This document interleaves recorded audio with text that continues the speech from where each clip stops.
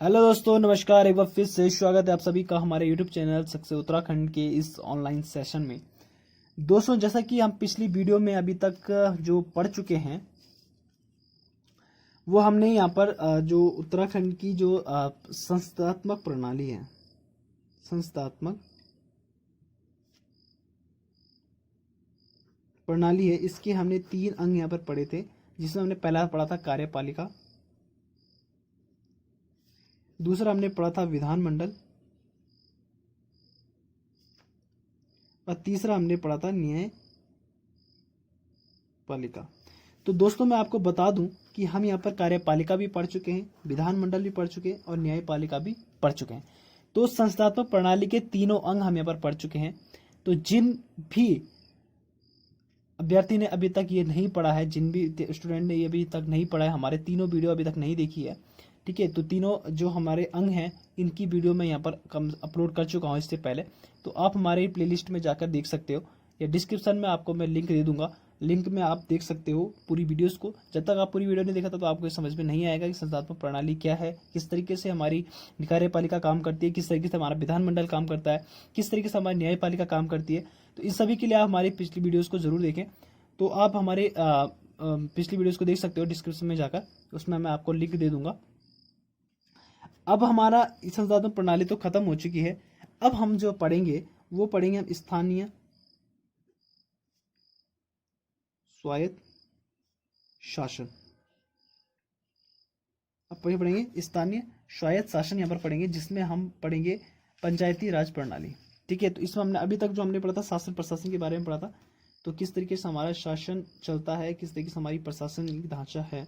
ठीक है, तो प्रशासन के बारे में हम यहाँ पर पढ़ चुके थे। ठीक है, तो शासन प्रशासन हम यहाँ पर पढ़ चुके हैं और कार्यपालिका, विधानमंडल और न्यायपालिका में आपको अच्छे से समझा चुका हूँ और सब चीज़ समझा चुका हूँ। आप बुक में देखकर उसे और अच्छे तरीके से समझ सकते हो। परंतु जो चीज़ यहाँ पर समझी है आपने, वही चीज़ अगर आपने माइंड में ले लिया तो आपको ये चीज़ नहीं भूल पाओगे, आप अच्छे से आप इसको माइंड में रख पाओगे। तो तीनों चीज़ हम यहाँ पर पढ़ चुके हैं। आगे हम बात करते हैं स्थानीय स्वायत्त शासन की। तो इसमें हम पढ़ते हैं पंचायती राज प्रणाली के बारे में। तो पहला टॉपिक हमारा यहाँ पर पंचायती राज प्रणाली है क्या चीज़। ठीक है, तो पंचायती राज प्रणाली। ठीक है, तो पहले हमारे जिसमें क्या थी, पंचायत बैठती थी। तो जब कोर्ट वगैरह नहीं थे तो पंचायत चलती थी। तो अभी भी हमारी पंचायतें होती है। तो कुछ पंचायत जो हमारी बनाई गई है। तो पंचायती राज प्रणाली जो एक्चुअल में है क्या चीज़, तो 15 अगस्त 1947 को राज्य में पंचायती राज व्यवस्था सर्वप्रथम उत्तर प्रदेश यानी संयुक्त प्रांत में प्रथम पंचायती राज अधिनियम के तहत लागू कर दिया गया था। ठीक है, तो 15 अगस्त जब हमारा देश आज़ाद हुआ ही था 1947 में, तो उस समय क्या है, पंचायती राज व्यवस्था जो है सर्वप्रथम पंचायती राज व्यवस्था सर्वप्रथम उत्तर प्रदेश, यूपी, उत्तर प्रदेश, जिसे हम संयुक्त प्रांत के नाम से भी जानते हैं, संयुक्त प्रांत के नाम से जानते हैं। ठीक है, तो पंचायती राज व्यवस्था की इन्होंने सबसे पहले यहाँ पर शुरुआत की थी 15 अगस्त 1947 को। किसके तहत, पंचायत राज अधिनियम के तहत। ठीक है, पंचायती राज अधिनियम के तहत। तो देखो पंचायत क्या होती है, तो एक पंचायत के अंदर जो उसका अध्यक्ष होगा वो अपना एक कानून बना सकता है, अपने कुछ नियम लागू कर सकता है। ठीक है, तो एक पंचायत अपने पंचायत के अंदर अपने डिसीजन ले सकती है। ठीक है, तो जिस तरीके से उनके ऊपर क्या है, जिला पंचायत काम करता है। ठीक है, जैसे सबसे छोटा हमारा होता है ग्राम पंचायत, फिर होता है क्षेत्र पंचायत, फिर होता है जिला पंचायत। ठीक है, तो ये इसके अंडर में काम करते हैं। ठीक है, तो एक गांव का प्रधान होता है, वो अपने गांव में जो कुछ भी विकास करना चाहता है तो वो कर सकता है उसके तहत। क्षेत्र पंचायत अपने क्षेत्र में विकास कर सकता है। जिला पंचायत अपने जिले में अपना सेवा कर सकता है। ठीक है, अपना कार्य करवा सकता है, विकास करवा सकता है। तो ये सबसे छोटी छोटी इकाइयाँ होती हैं। तो पंचायती राज प्रणाली, इसमें हम पंचायतों के बारे में पढ़ेंगे। तो न्याय पंचायत होती है हमारी, तो जिसमें हम न्याय करते हैं। ठीक है, तो पहले जब कोर्ट नहीं थे तो यहाँ पर पंचायत बैठी जाती थी गांव में। तो वही गांव का जो सरपंच होता था वही डिसीजन लेता था। ठीक है, तो इस तरीके से हमारी पंचायती है।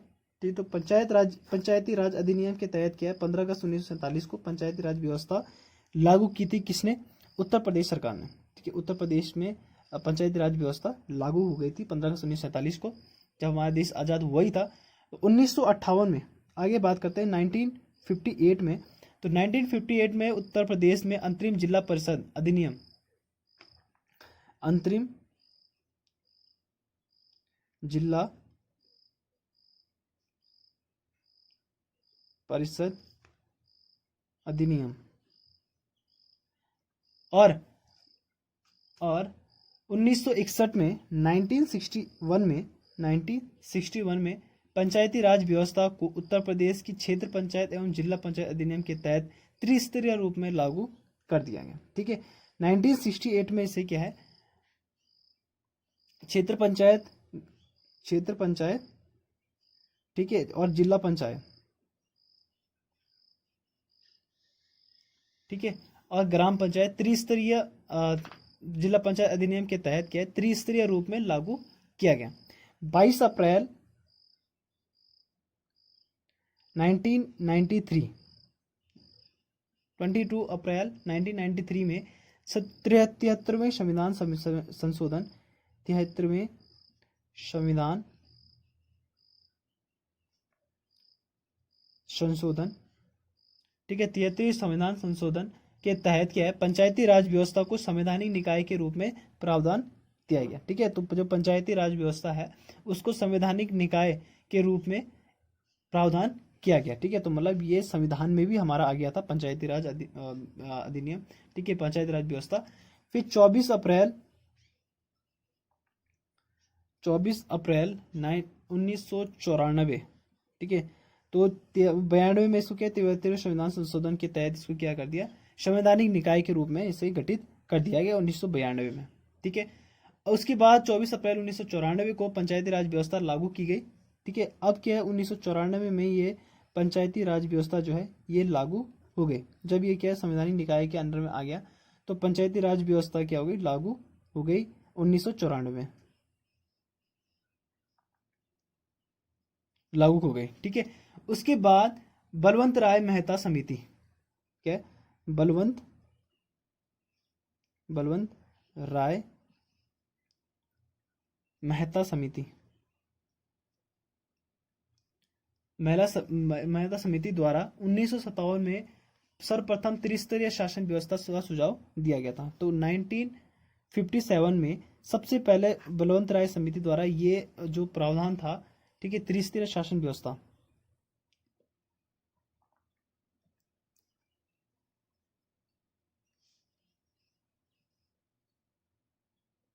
त्रिस्तरीय शासन व्यवस्था लागू की गई थी। ठीक है, बलवंत राय मेहता समिति द्वारा इसका एक यहाँ पर प्रावधान सुझाव दिया गया था। ठीक है, त्रिस्तरीय शासन व्यवस्था का सुझाव दिया गया था 1957 में। और यहाँ पर हमने देखा था कि 1961 में क्षेत्र पंचायत, जिला पंचायत और ग्राम पंचायत जैसी त्रिस्तरीय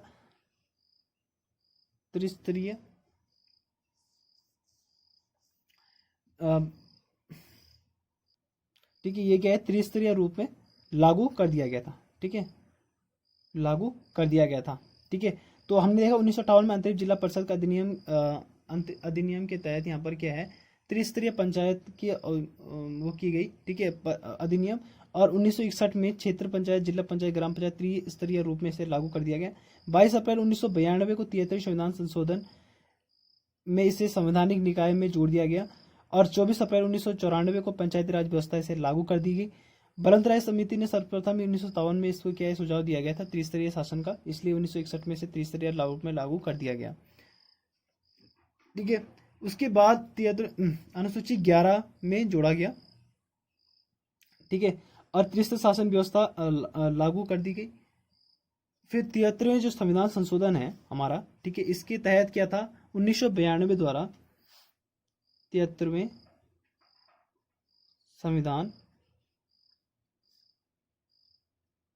संशोधन द्वारा 1992 संविधान संशोधन 1992 द्वारा पंचायती राज व्यवस्था का संवैधानिक दर्जा देकर, ठीक है, इसको 1992 द्वारा 73वें संविधान संशोधन 1992 द्वारा इसको क्या है, संवैधानिक निकाय संवैधानिक दर्जा दिया गया और अनुसूची 11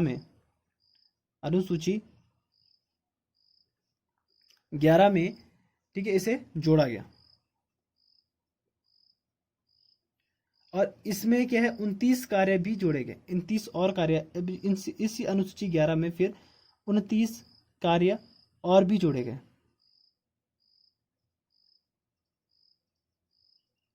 ठीक है, तो 73वें संविधान संशोधन 1992 द्वारा अनुसूची 11 में इसे संवैधानिक दर्जा दिया गया पंचायती राज व्यवस्था, पंचायती राज प्रणाली को। और इसमें 29 में केवल 14 विषय ही लागू किए गए, तो जोड़े गए, जिसमें से सिर्फ 14 कार्य ही लागू हुए।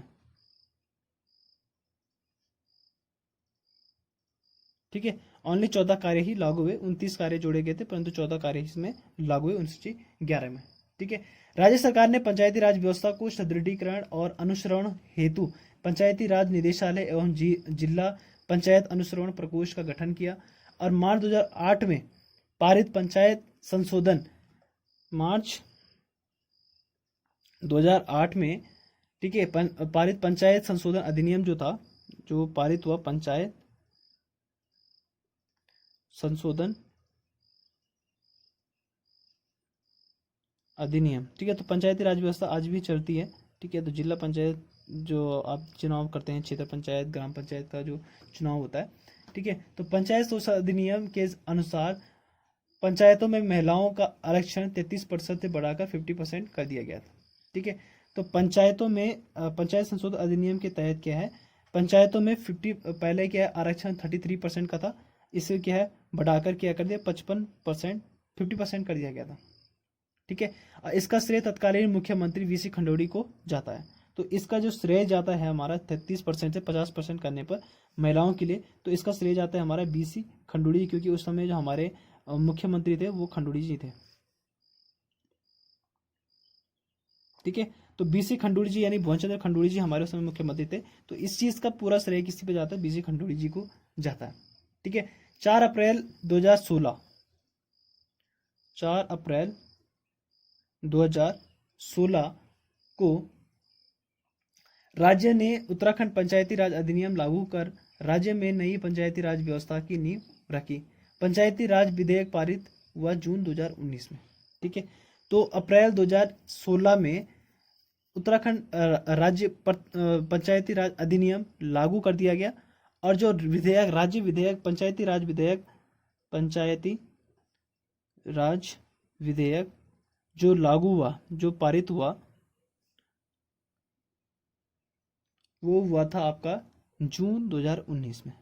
ठीक है, तो यहाँ पर एक नींव रखी गई थी, परंतु अंततः जो एक विधेयक का मतलब होता है कानून, एक कानून जब पारित हुआ तो वह 2 जून 2019 में जो पंचायती राज विधेयक के लिए एक कानून पारित किया गया। ठीक है, तो 4 अप्रैल 2016 को। अब पंचायत संरचना की त्रिस्तरीय संरचना कौन कौन सी है? ठीक है, तो पंचायत, ठीक है, पंचायत की त्रिस्तरीय जो हैं आपके अंग जो हमने आपको बताया, तो पहला था हमारा ग्राम पंचायत, दूसरा है हमारा क्षेत्र पंचायत, और तीसरा है हमारा जिला पंचायत। तो 3 स्तर की जो ये आपको मैंने आपको पंचायती बताए थे अभी तक, इससे पहले मैंने बताया आपको त्रिस्तरीय पंचायती लागू की गई। ठीक है, त्रिस्तरीय पंचायत, तो पहला है ग्राम पंचायत, दूसरा है क्षेत्र पंचायत, तीसरा है जिला पंचायत। तो पंचायत, क्षेत्र पंचायत जो होता है वो पंचायत समिति हो, क्षेत्र पंचायत और ये जिला पंचायत, ये क्या है पंचायत समितियां हैं। ठीक है, और ग्राम पंचायत नहीं, ग्राम पंचायत सिर्फ ग्राम की है। ठीक है, पंचायत का चुनाव राज्य निर्वाचन आयोग द्वारा कराया गया। ठीक है, तो इनका जो चुनाव है, क्षेत्र पंचायत हो गया, ग्राम पंचायत हो गया, जिला पंचायत, इन सभी का चुनाव कौन कराता है? ये राज्य निर्वाचन आयोग करवाता है। और पंचायत चुनाव लड़ने के हेतु न्यूनतम आयु, इसके लिए इन सभी के लिए क्या न्यूनतम आयु 21 वर्ष होनी चाहिए। ठीक है, न्यूनतम आयु 21 वर्ष होनी चाहिए। और पंचायतों के कार्यकाल में 5 वर्ष का होता है। तो इन सभी का कार्यकाल जो होता है वो भी कितना वर्ष का होता है? 5 वर्ष का इनका कार्यकाल होता है। ठीक है, तो ग्राम पंचायत हो, क्षेत्र पंचायत, जिला पंचायत, इन सभी का कार्यकाल 5 वर्ष का होगा। और 21 वर्ष की उम्र में आयु इनकी होनी चाहिए, तब जाके ये चुनाव लड़ सकते हैं। पंचायत चुनाव में वयस्क मतदान पद्धति, 18 वर्ष से अधिक आयु के लोग इसमें क्या करते हैं, मतदान करते हैं। तो 18 वर्ष से ऊपर के लोग, आपको पता है सभी जगह क्या है, मतदान करते हैं। तो ये सब आपको नॉर्मली याद होगा, 18 साल से ऊपर चुनाव होता है। परंतु इसमें आपको पंचायत में आपको याद रखना है कि त्रिस्तरीय पंचायत जो है हमारी, तो ग्राम पंचायत, क्षेत्र पंचायत और जिला पंचायत। तो ग्राम पंचायत हो चाहे क्षेत्र पंचायत चाहे जिला पंचायत हो, इन सभी की आयु की, इन सभी के लिए क्या 21 वर्ष की आयु होना जरूरी है। और 18 साल की उम्र के बच्चे इसमें मतदान करते हैं। और इनका कार्यकाल जो होता है 5 वर्ष का होता है। और जो क्षेत्र पंचायत और जिला पंचायत दोनों हमारी क्या है, पंचायत समितियां हैं। ठीक। वर्तमान राज्य निर्वाचन आयुक्त कौन है? ठीक है, वर्तमान जो हमारे चुनाव आयुक्त हैं, राज्य निर्वाचन आयुक्त। ठीक है, तो हमारे राज्य निर्वाचन आयुक्त कौन है? हमारे हैं अभी चंद्रशेखर भट्ट जी, चंद्रशेखर भट्ट। ठीक है, तो चंद्रशेखर भट्ट जी हमारे अभी राज्य निर्वाचन आयुक्त जी हैं, आयुक्त हैं। ठीक है, तो इतना आप याद रखिएगा। उसके बाद हम बात करते हैं ग्राम पंचायत, क्षेत्र पंचायत और जिला पंचायत अगली वीडियो में। आज की इस वीडियो में इतना ही, मिलेंगे आपको अगली वीडियो में। हमारी वीडियो आपको पसंद आई, लाइक शेयर एंड सब्सक्राइब जरूर करें और बेल आइकन को दबाना ना भूलें। Thank you.